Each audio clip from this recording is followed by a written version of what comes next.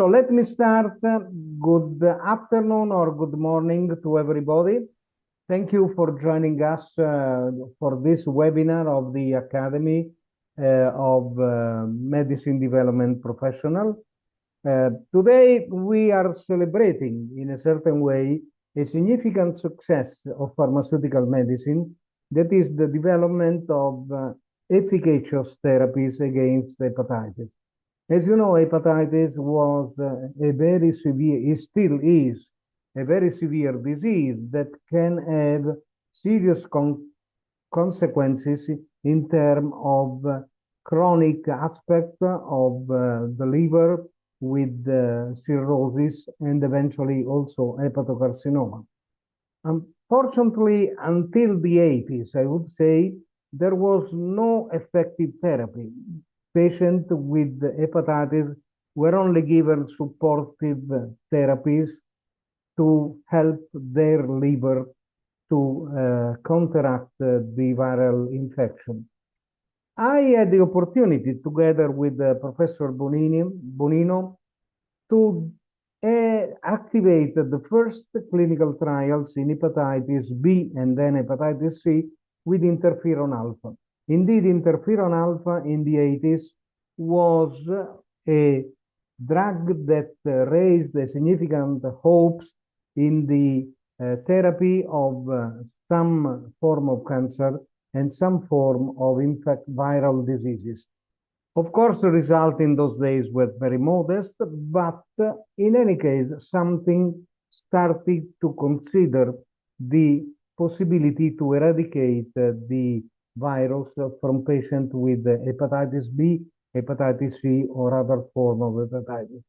So it's a real pleasure that I have invited, and I'm very pleased that he accepted, Professor Bonino to give his view of the hepatitis situation. Professor Bonino is a professor of gastroenterology. He devoted all his professional life to study patients with hepatitis, first in Torino, where there was a significant medical school in gastroenterology, and then he moved to Pisa, that is one of the oldest Italian universities with a significant tradition in medical treatment. Ferruccio is now retired, but he is still very much involved because he has a significant knowledge of this disease. So, Ferruccio, thank you very much for joining us, and the microphone is for you. Thank you, Domenico. Good morning and afternoon to everybody. I will share my slides presentation. Let's see. Okay. Okay. Do you see, I think? Yes, it's okay.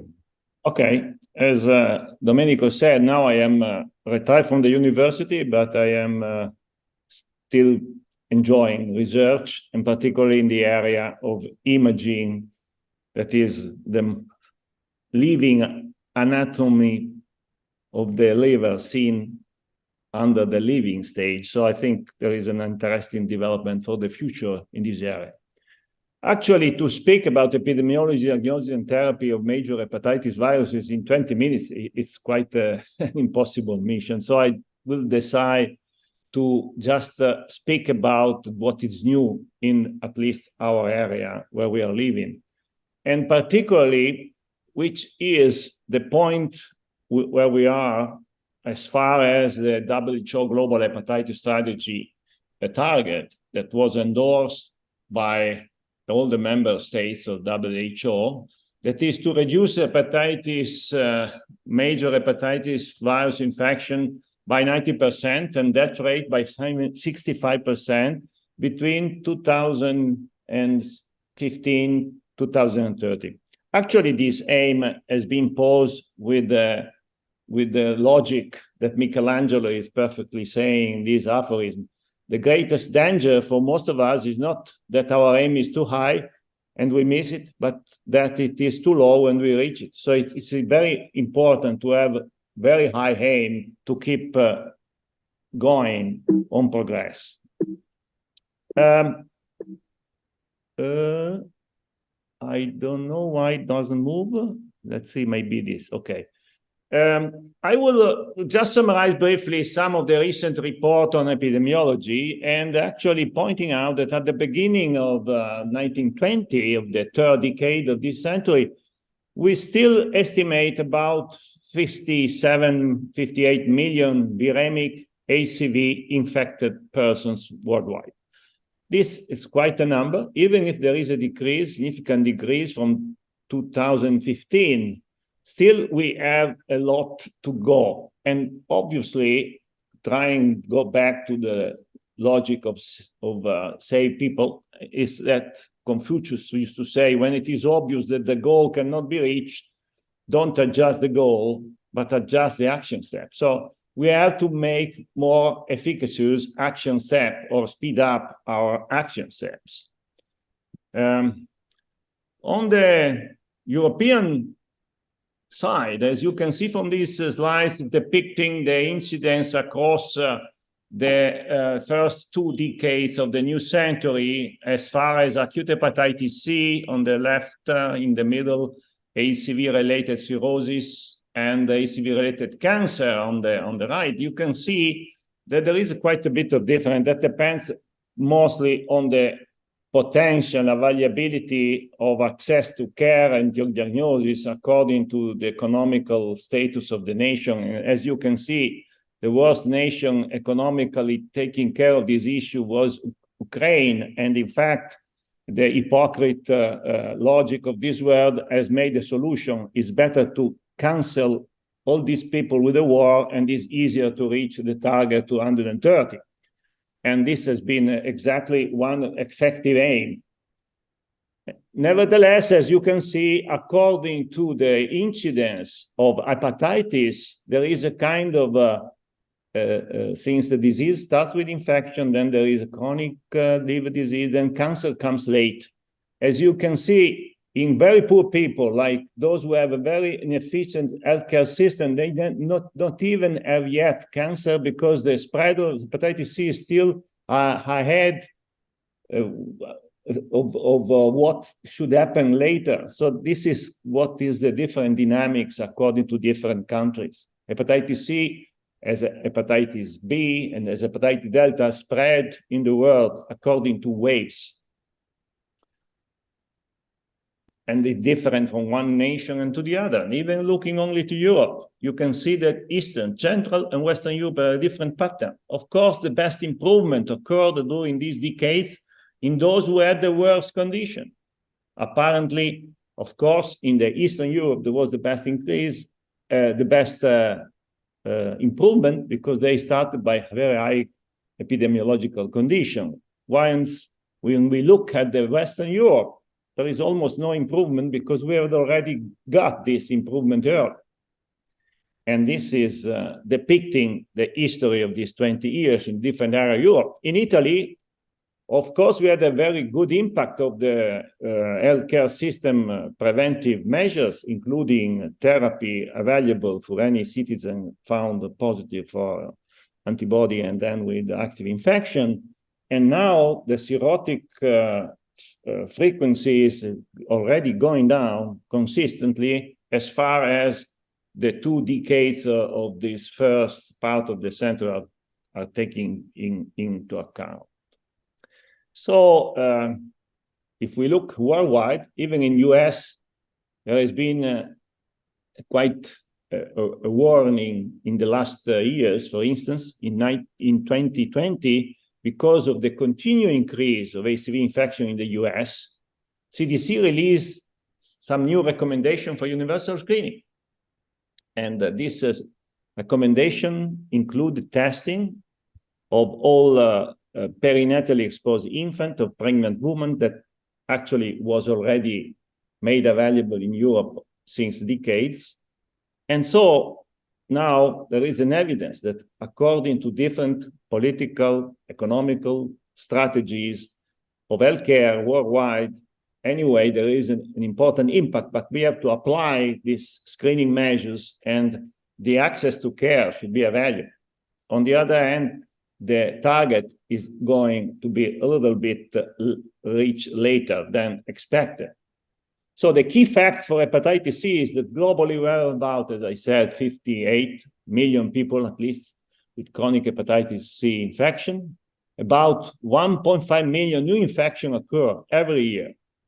And there is an estimated 3.2 million adolescents and children with this chronic hepatitis, and approximately 290,000 people die from hepatitis C, mostly for cirrhosis and hepatocellular carcinoma yearly. This was not far away, just 2019, just before COVID. So the important point is that we have very fantastic drugs that were developed thanks to the discovery of the virus, thanks to the implement of a special and very effective in vitro model to test antiviral that is granted the Nobel Prize to the people who not only discovered the non-A/B hepatitis RV alter, but also developed these models. So direct acting antivirals can cure more than 90%, 95% of HPV-infected persons treated, but do not protect them from reinfection. So they can be reinfected, particularly if they are exposed at risk. And of course, the access to diagnosis and treatment is not even worldwide, as I have shown to you before. So, and the most important issue to eradicate this infection is that we can never succeed without vaccine, because reinfection will always occur, because these antivirals do not eradicate the virus, do not commit the immune system to be responsive. They work like antibiotics. So there is an unmet need for vaccine for hepatitis C. In hepatitis B, we have an effective vaccine. So the first is access to vaccine worldwide, and I will not dwell much on this. We have also effective therapies for the two major forms of chronic hepatitis B disease, the E positive and E negative, which are prompted by all the guidelines worldwide by the Hepatology Association, coming to the same picture of epidemiology of hepatitis B as I've shown to you before for hepatitis C. This is for hepatitis B. One more time, Ukraine is the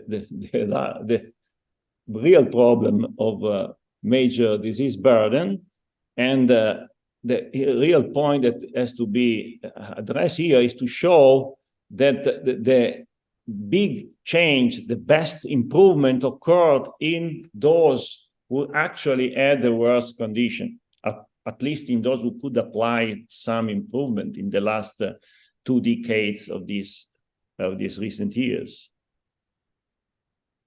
So one more time, there is a quite big difference from one nation to the other. Also here, you can see that the death rate, incidence, and also what is the burden in the cost of the society is improving, particularly in areas where the burden was higher. When the burden is already down, as it was in Western Europe at the beginning of 2010, then there is not much improvement, since there we cannot do much more. We are doing what is needed, but it takes time to get rid of it. First of all, because in spite of the fact that there is a vaccine, once you got infected with hepatitis B virus, you never get rid of the virus, because it's a virus that integrates and persists in the cell, and is the most molecularly, biologically talented virus that we know. And so it's not easy as to extirpate and eradicate hepatitis B like it is, and it has been for hepatitis C. So another point is that therapy is very effective. Nucleoside analogs are very effective in inhibiting hepatitis B virus. However, they have to be used lifelong. This is not so easy, and it's quite costly. And now the issue is when to stop and to define virological patterns able to identify those who are not going to relapse after stopping therapy. And there is quite a bit of studies on this issue. As you can see, the clinical relapse was important, and according to the time after stopping, about 50% at 48 months relapse. And this means that we need to identify this in some way, not to have to restart, because any relapse can be even dangerous, because there is a new hepatitis at the time of relapse. And it's costly to monitor these patients if you want to avoid a severe hepatitis flare at the time of the relapse. So the issue in chronic hepatitis B treatment so far is NUC discontinuation, and the challenge is to identify best predictor of non-relapse after discontinuation of these antivirals. New drugs are under development. Many of them, many trials, but not much success. And I think companies have invested in a quite naive way, believing that was so easy also here, like in hepatitis C. This is typical of those who do not are expert in an area. The challenge of identifying and discovering and putting in the market a drug effective for functional cure, that means eradicate hepatitis B in a way that you become surface antigen negative at least, is a challenge that, as compared to the one for hepatitis C, just to use a metaphor, is hepatitis C is a challenge like to go to the moon and have a manned base on the moon. Instead, the program for hepatitis B is to have a manned place on Mars, Venus, even Sun, because it's not possible to get rid of hepatitis B biologically without killing the cell, probably. And so it's a matter of challenge. So you cannot just believe that it's the same task. Another issue is Delta virus, the one we discovered in 1977 in Torino. The Delta virus is an interesting viral-like RNA. Actually, nowadays, has been defined as the capostipitate, or as the first element of ribose viria. That means agents of the area of the world before the DNA, the RNA area and world. And this family, where the genus Delta is the first example, is very interesting in biology now. Delta actually is a parasite of hepatitis B infection, because to give a complete variant, you need the envelope. This agent do not have an envelope, and they need an envelope to move from one cell to another. And the envelope is provided by hepatitis B. And this is the reason why there is no Delta hepatitis without infection with hepatitis B and the presence of surface antigen in the serum.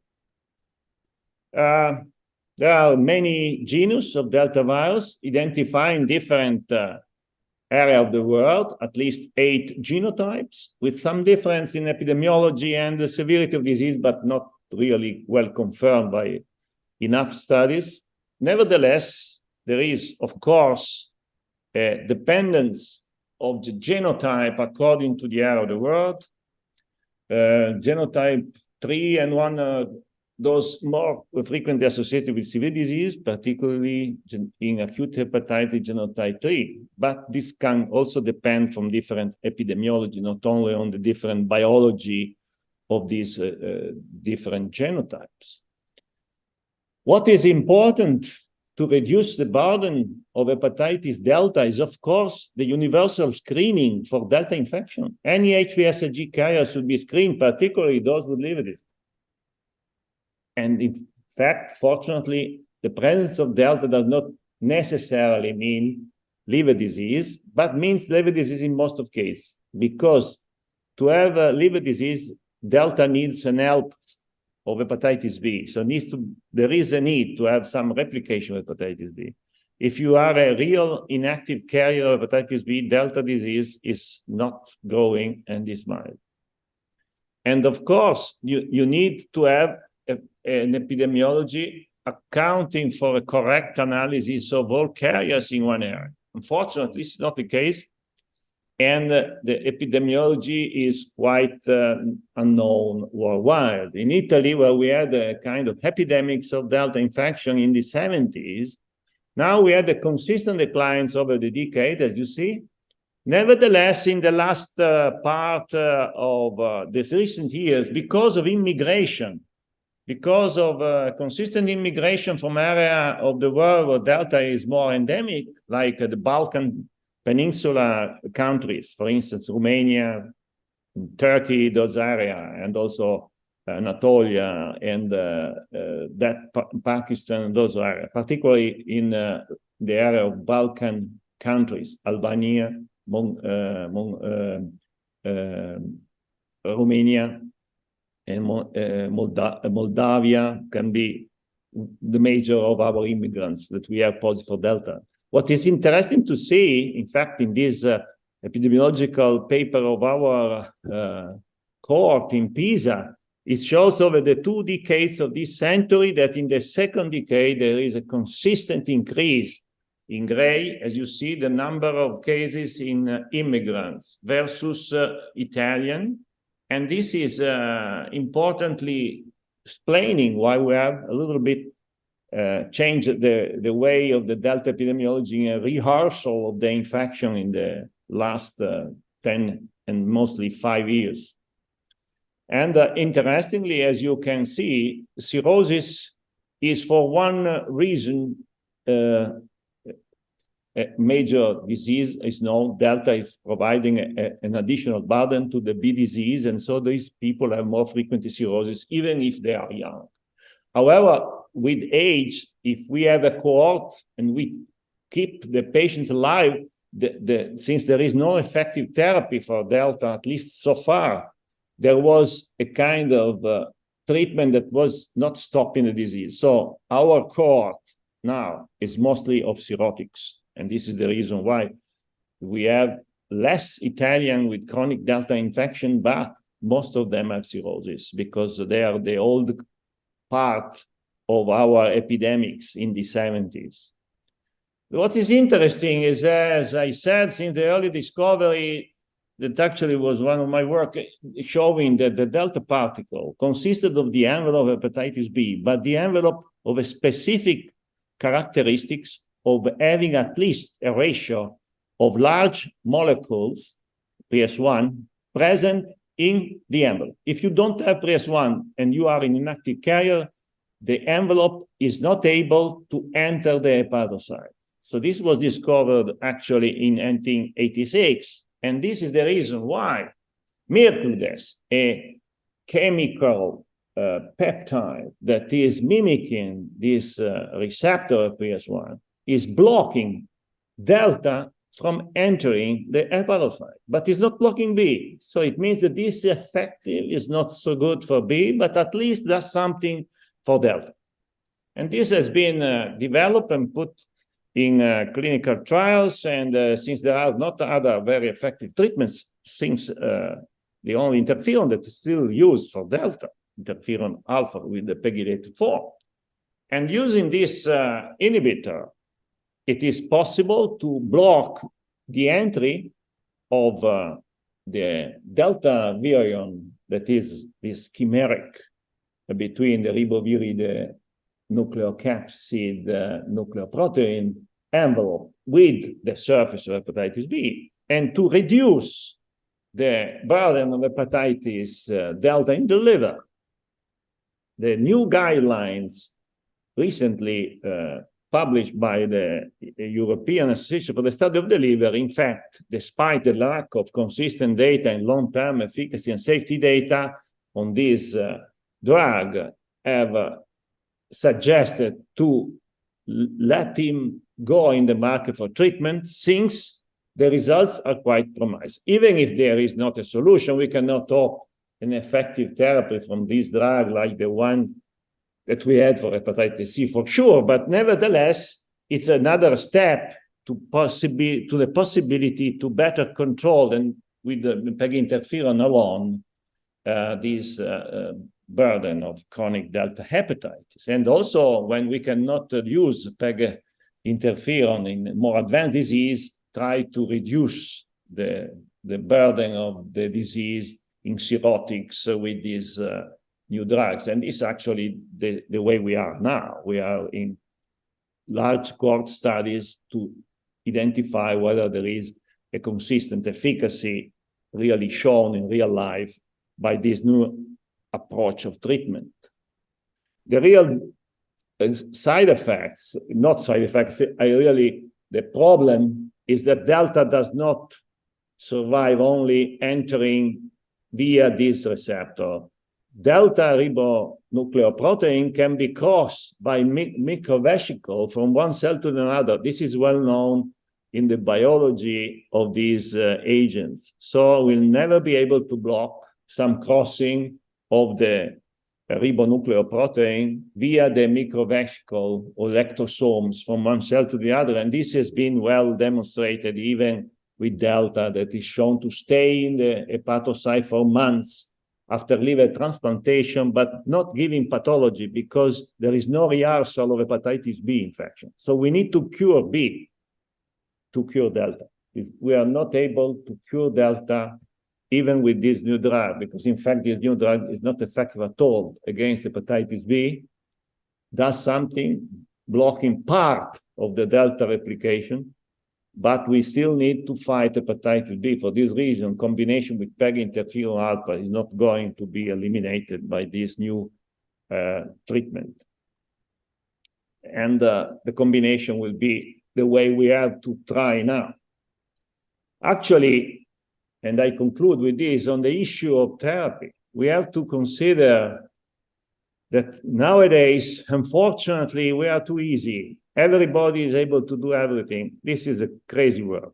Instead, if you are an expert in one area, you have to have at least an advantage knowledge of 25 years. On the other hand, you are not an expert. 25 years in advance from guidelines. Guidelines are, of course, needed, but they represent the common opinion, something very old, very well-known, very accepted. In science, they are 25 years old when they are written by expert people. The real expert in one area is 20 years in advance. And when you want to make a new discovery, a new drug, you need to have a very good group of experts and the teamwork. On the other hand, you throw away your money. And there is an important issue. We have to distinguish clinical trials from clinical practice.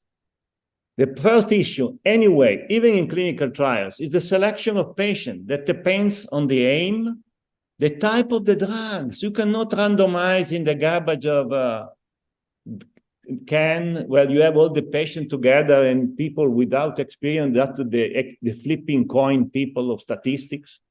On the other hand, you will not get results. Nowadays, drugs are molecularly minded. You need to know which is the target, and then you have to define precisely the subgroup of patient. And then you have to decide what you are trying to aim. Replication, disease progression, control the infection, clear the infection, which is the aim. The cost benefits then have to be considered, and then in clinical practice, side effects, patient compliance, sustainability, and access to care. You cannot have a new drug that costs like a Ferrari and you wish to sell it in Central Africa. This is crazy. So without this, we will not make much quicker step ahead to reach the target. So we need expert, good teams, and smart guys. Very difficult today. Thank you very much for the attention. Thank you very much, Ferruccio. A very nice presentation and very documented statement. There were some positive comments, appreciation of your slide from Kenya, from Pakistan. Indeed, no question. So let me ask just one simple question. As you said, the best treatment for hepatitis B or hepatitis C is a vaccination. Now, we have a vaccination for hepatitis B. but despite many efforts, we still miss a vaccine for hepatitis C. Can you tell us something if there is a hope to get a vaccine, or if we are in a situation like ADS, where after many attempts, we still don't have any vaccination? No, fortunately, excuse me, we go back. I don't know if I have the slide. Anyway, there is in United States and Canada, Mike Horton, the discoverer of hepatitis C virus, is working on a vaccine with the Canadian Vaccine Institute in Edmonton. And they have quite an advanced phase 2 clinical trial in the US funded by NIH. And then there are other proposals, RNA vaccines going on, boosted by the fantastic success for hepatitis, for COVID vaccination with the new RNA vaccines. So I think we are late. The reason why we are late is because the pharmaceutical industry wanted to make money before on this antiviral. So it's an ethical issue. They were just cutting the funds on vaccine to make money on this, because the pharmaceutical industry has no ethics, in my opinion, in most of those. The fact is this: there are industries that are keeping a drug there, even if there is a drug that is damaging the kidney, like it happens in chronic hepatitis. They have kept criminally the drug that could not do that, just because they wanted to wait the expiration of the patent. So this is what is the war. Ukraine war, the criminal war that is killing people in the world, is everywhere, even in the pharmaceutical industry. Okay, well, that is your opinion, but this is my opinion, documented by fact. Okay, now let's go to the second speaker of today. We have with us a speaker from Venezuela, Professor Flor Puyol, if I pronounce correctly. She has done a lot of clinical trial in Latin America, which is another area where hepatitis is very common. So she had the opportunity to study many patients in different settings. And that, of course, is very important, considering that the genome of the virus is different according to geographical area. Today, Professor Puyol is in Mexico City for a conference, but she was able to get a connection. I hope is still working. Maybe she will comment the slides, and the operation office kit will show the slides on the screen. Are we able to make this kit and Flor? Hi to everybody. I count on Kit to project the slides. Kit, can you show the slides?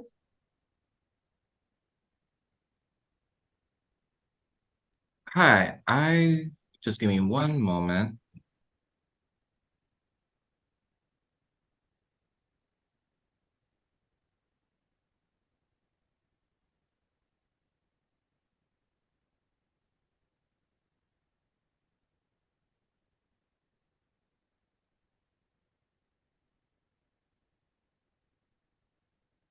No, Keith, you have both slides and recording, because it's a single file with the slides and the comments.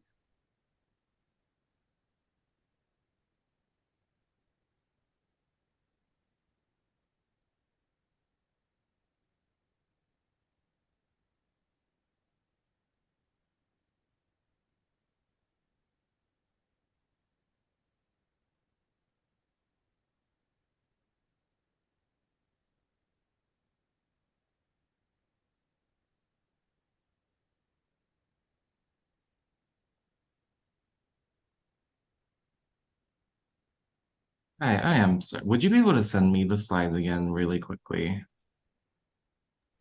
Sorry, but I am following through a phone, and I okay. record my presentation. Okay, you want the recorded. I'm sorry. No, I record it and I send it to you. Yes, I do have the record. Give me Yeah. 1 minute.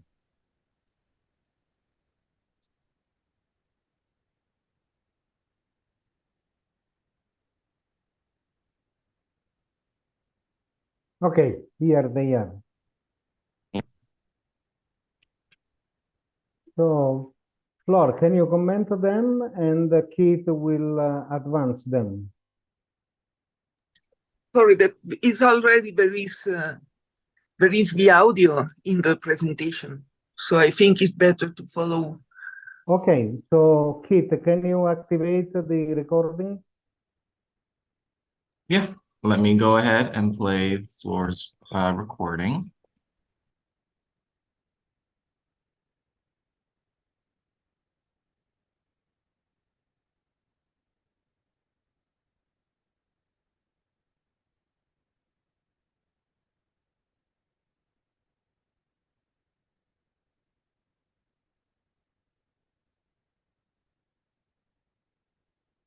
But we don't hear anything. Can you activate the audio? What was your question, Domenico? We don't hear anything. Can you activate your audio? Oh, okay. Yeah, let me see if unmuting myself will work.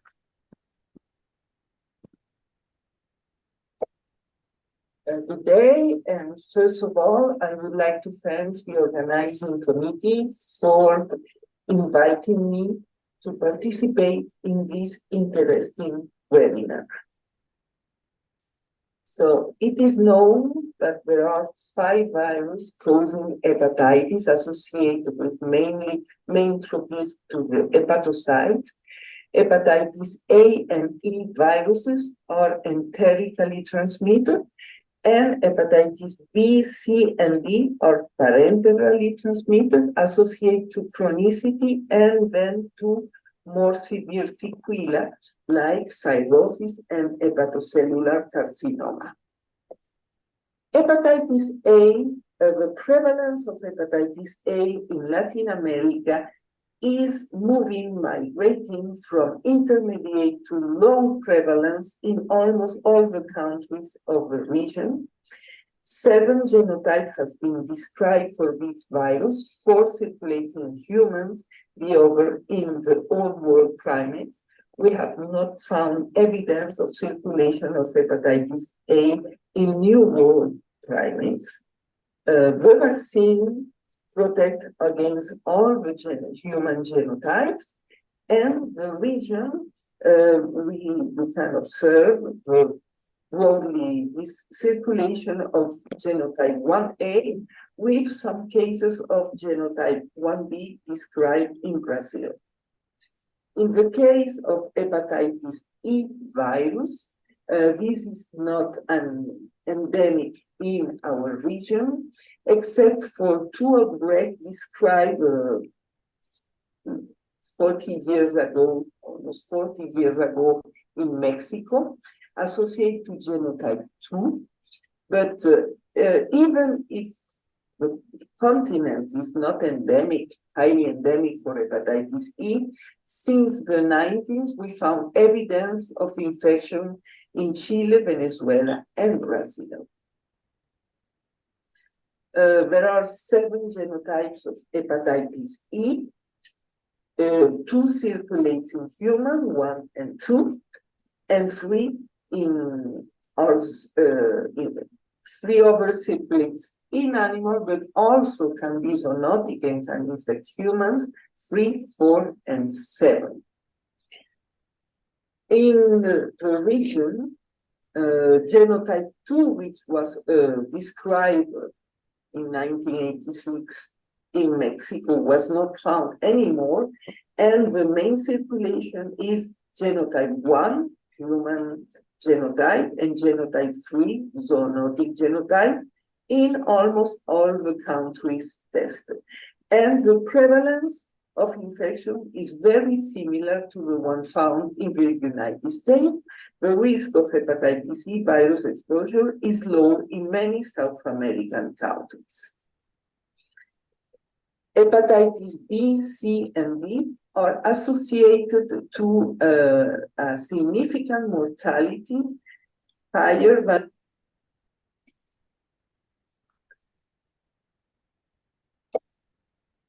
today. And first of all, Oh, it looks like we're having a technical difficulty. Sorry about that.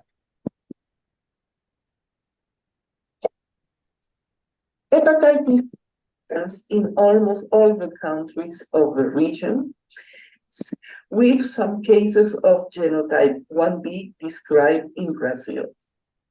In the case of hepatitis E virus, this is not an endemic in our region, except for two outbreaks described 40 years ago, almost 40 years ago in Mexico, associated to genotype 2. But even if the continent is not endemic, highly endemic for hepatitis E, since the 90s, we found evidence of infection in Chile, Venezuela, and Brazil. There are 7 genotypes of hepatitis E. 2 circulate in human, 1 and 2, and 3 in ours, 3 other circulates in animal, but also can be zoonotic and can infect humans, 3, 4, and 7.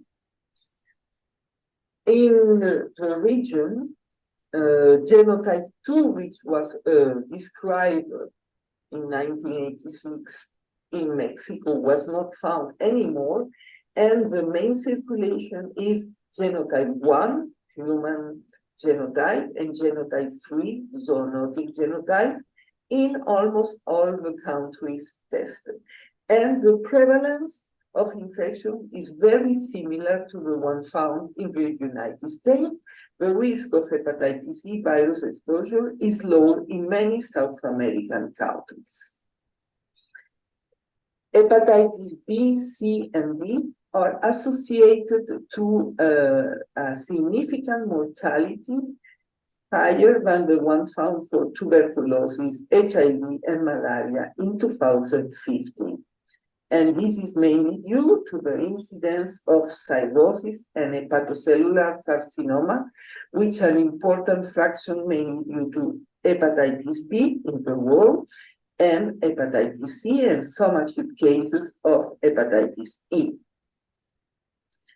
Over 38,000 cases of hepatocellular carcinoma are estimated to occur in Latin America annually.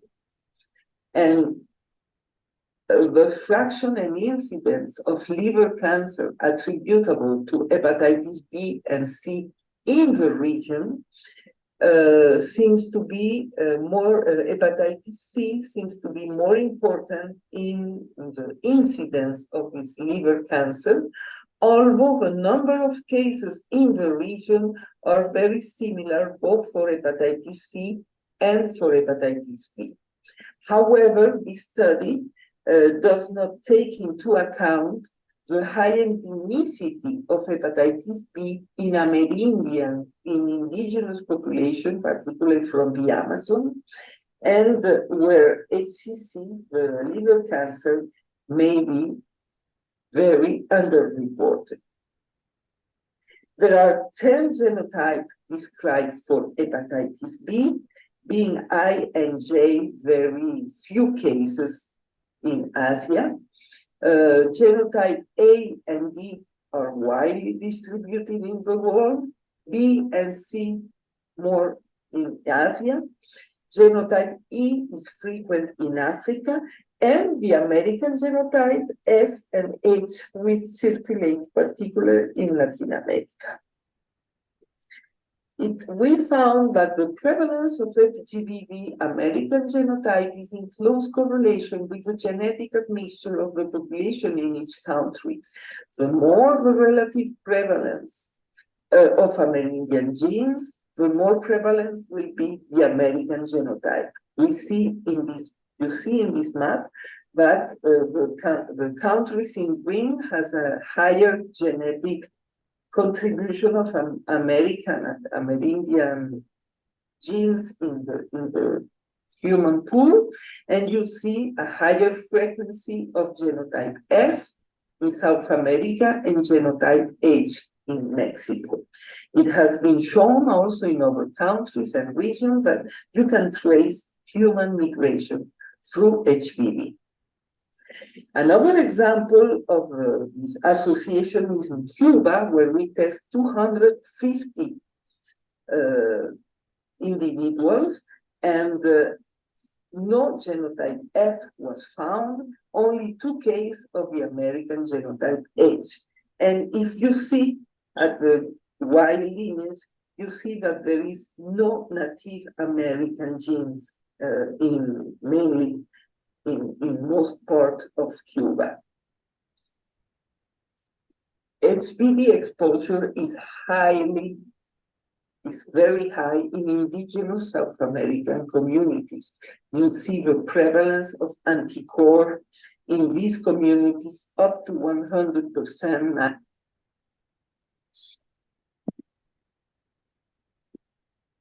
Of anticore in these communities up to 100%, 90, 80% in several countries. The acquisition of this exposure, the exposure can, through age, can be highly variable also depending on the ethnic group studied. This is a study from 2 studies from Venezuela. But you can see that, for example, in Yanomami, the exposure is since a very early age. We want to correlate, to analyze if there was a correlation between the viral genetic diversity and the ethnic groups. And we found no correlation between ethnic groups and HPV subgenotype, probably due to bottleneck effect. You can see here in this phylogenetic tree that genotype S3 is present in Yanomami, Yucpa, and Piaroa, which are 3 different ethnic groups. And Hapreira population, which migrated only 150 years ago, is presented with another subgenotype F2B. HPV occult infection in Latin America is also highly frequent. HPV occult infection is the presentation of the disease with the presence of HPV DNA in the absence of the HBs antigen. And you can see in several countries of Latin America, again, the presence of occult infection in very high percent, up to 30 or even higher percent prevalence of HPV occult infection in indigenous population. What about the pathogenicity of these American genotypes?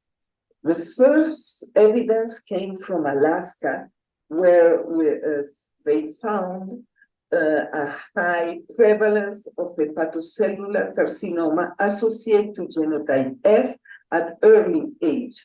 And in Peru, the same situation, a very early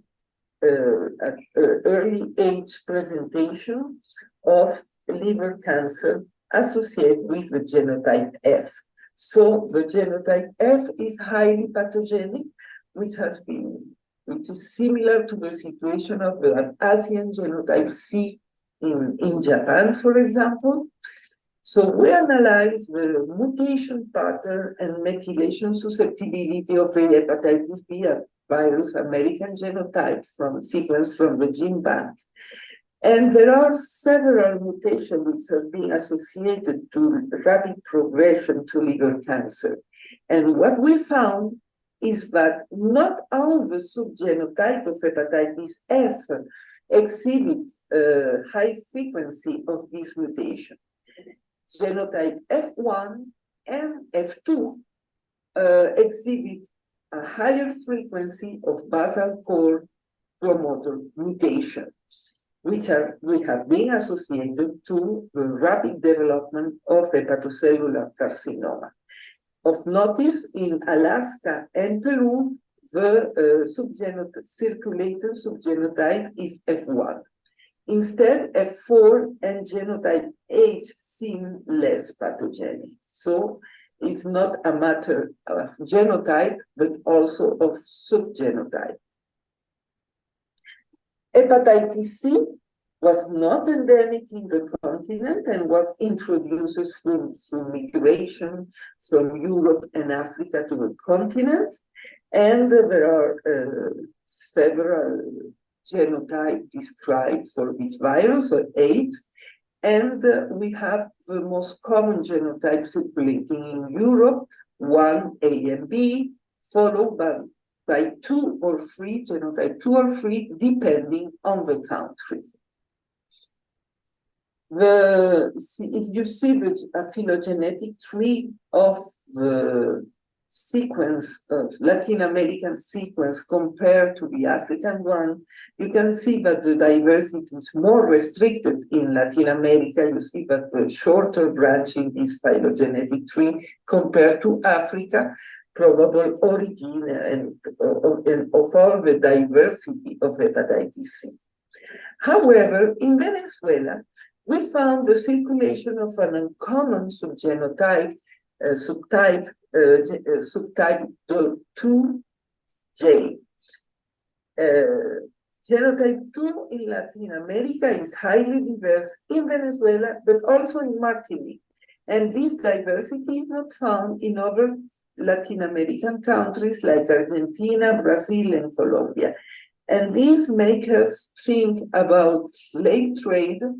And we have a 30 years collection of samples of HCV sequences. So we perform coalescence, and you can see for the common genotype, subtype 1A and 1B, they seem to be introduced at the beginning of the last century, more or less. However, for this subtype 2G, which is frequent in Venezuela, and there have been some isolates in Canada, France, and Burkina Faso, the most recent common ancestor was dated of 1785, that is, during slave trade. So this subtype was probably imported in Venezuela through slave trade, similar situation which happened in Martinique. Finally, hepatitis D. Hepatitis D needs a co-infection with hepatitis B to use its surface antigen to assemble its virion. So it's generally prevalent where hepatitis B is prevalent. There has been 8 genotypes described for hepatitis D. Genotype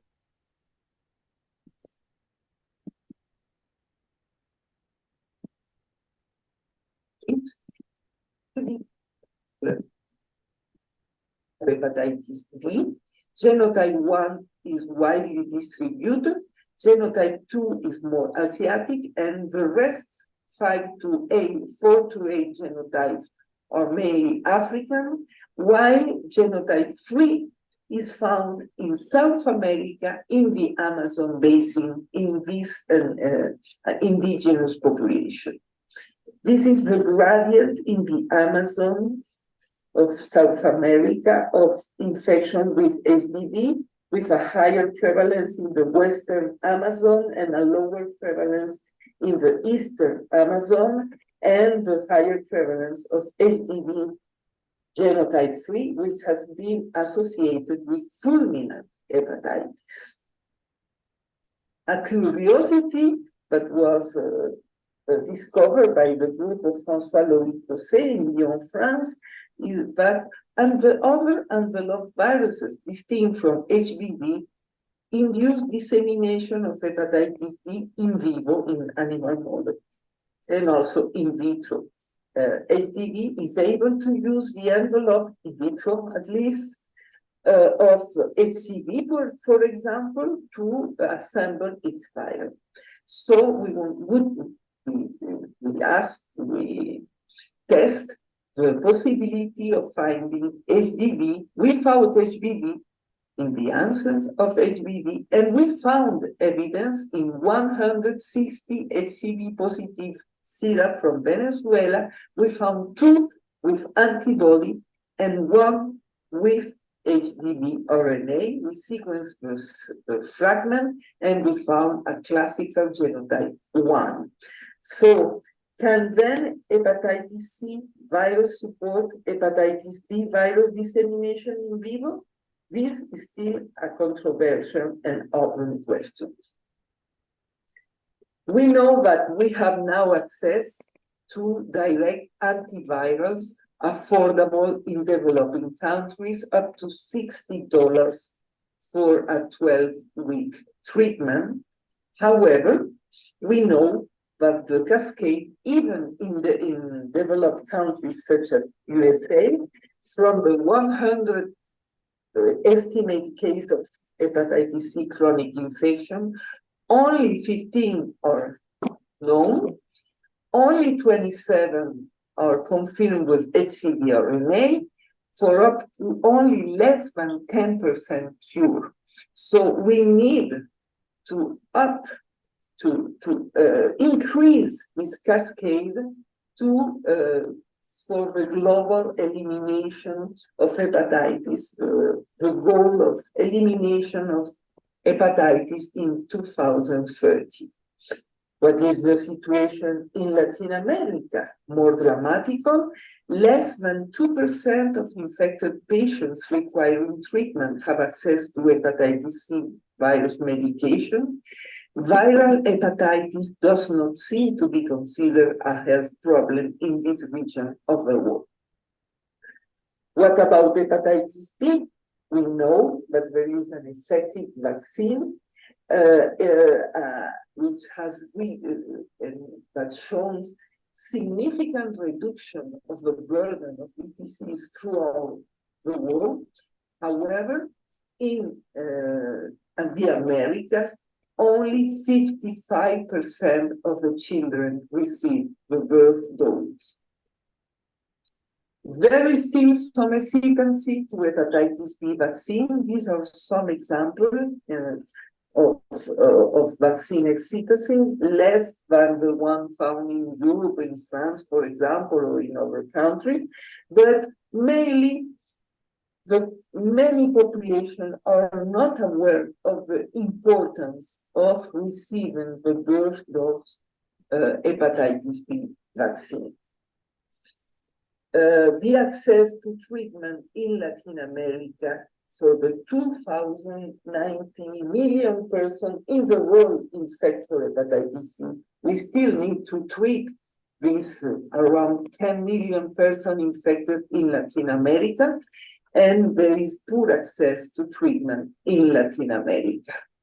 So, towards elimination, the goal of the WHO elimination of hepatitis B, C, and D in 2030, there has been notable global progress toward hepatitis elimination. However, an estimate 90% of HBV infection and 79% of HCV infection remain undiagnosed. So there are still many efforts to achieve elimination of these virus in Latin America. And for the research present from our group, this is our teams, our female team of hepatitis working at IVIC Venezuela, and thank you for your attention. Well, thank you very much, Flor. It was a very nice review of the hepatitis epidemiology, and I would like maybe there is no question for you until now. I would like only to underline the last point, the last slide, which unfortunately identify a significant, very high number of patients who are not diagnosis with both hepatitis B and hepatitis C. And I'm wondering if Latin America is taking some measures in order to increase the possibility to test patients that may be because of family contacts infected with hepatitis. What is there any health program in progress in this respect? Thank you. Thank you, Chris, and thank you very much, Kit, for managing this situation, this video situation. Yeah, I am afraid that there is not a constant health support to contribute to the elimination of these important viruses in Latin America. Some countries are more deprived than another. The pandemic didn't help very much and has reduced the vaccination campaigns in many countries. And the only hope, I think, is that the benefits of the vaccination for COVID could help to inculcate the importance of vaccination against hepatitis B. I have seen some experience of self-testing emerging in Europe, and that will be very nice to be adopted in Latin America, particularly for hepatitis C. We have the privilege of a very affordable treatment for hepatitis C in our countries, with the reduction of royalty obtained by the WHO, but there is still a lot to do in this matter.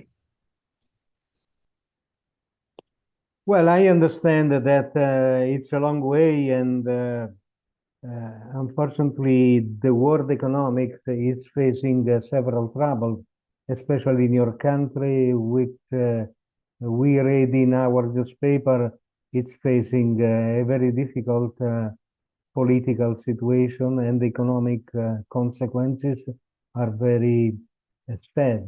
And unfortunately, we know when countries lack resources, the first measure are to reduce social costs like health system. And this is a dramatic situation. I hope that Venezuela, that in the memory of our Italians, because there are many Italians in Venezuela, I had a good friend from Caracas. I hope that your country will get out of this situation and implement a significant measure to control hepatitis. So I don't know if Ferruccio has a question or Flor has a question to Ferruccio. If not, we can close this very interesting webinar. We have really analyzed a very complex. I think everybody understood the complexity of this disease and how immigration, movement of people, can make it even more complex. Scientists are working to identify and to develop a vaccine, which in many viral diseases, we have a clear demonstration that vaccines are really the best cure we can develop. Many thanks to Ferruccio and to Flor for your collaboration, and maybe in the future we will accept again your collaboration whenever there will be some significant progress in the fight of this disease on a global basis. Molte grazie Ferruccio, muchas gracias Flor, and thank you. Thank you. Bye bye. Thank you. Thank you, everybody. Thank Bye. you. Ciao. Bye bye. Keith, and many thanks also to you. Thanks.